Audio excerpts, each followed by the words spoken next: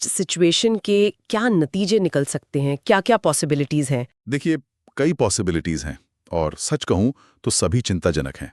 एक, अमेरिका शायद वाकई फोर्डो पर हमला कर दे, खासकर वो 2 हफ्ते वाली बात अगर सच है तो। दूसरा, ये भी हो सकता है कि सीधा हमला न हो, लेकिन डिप्लोमेटिक फायदा उठाने के लिए ये मिलिट्री प्रेशर जारी रखा जाए। और तीसरा, क्या तनाव कम हो सकता है?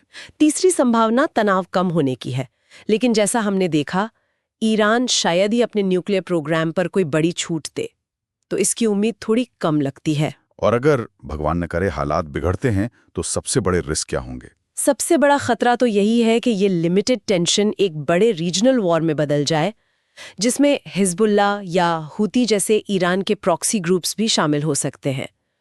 इसका असर पूरे मिडिल ईस्ट पर पड़ेगा और फिर ग्लोबल डिप्लोमेसी पर भी असर होगा। अमेरिका और उसके यूरोपियन साथियों के बीच शायद मतभेद और बढ़ जाएं। तो एक बार फिर साफ कर दें, जो जानकारी उपलब्ध है उसके मुताबिक क्या अमेरिका ने अभी तक ईरान के अंदर कोई सीधा हमला किया है? हमारे स्रोतों के आधार पर अभी तक अमेरिका ने ईरान के अंदर कोई डायरेक्ट मिलिट्री स्ट्राइक नहीं की है, लेकिन ये साफ है कि मिलिट्री तैयार है, खतरा बहुत ज्यादा है और अगले कुछ हफ्तों में जमीनी हकीकत के हिसाब से एक्शन का फैसला हो सकता है। चलिए, तो संक्षेप में कहें तो स्थिति बहुत ही नाजुक है।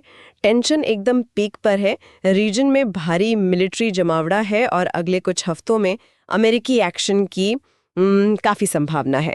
हालांकि अब तक कोई डायरेक्ट अमेरिकी हमला नहीं हुआ है। बिल्कुल सही कहा। और जाते जाते श्रोताओं के लिए एक सवाल छोड़ते हैं सोचने को।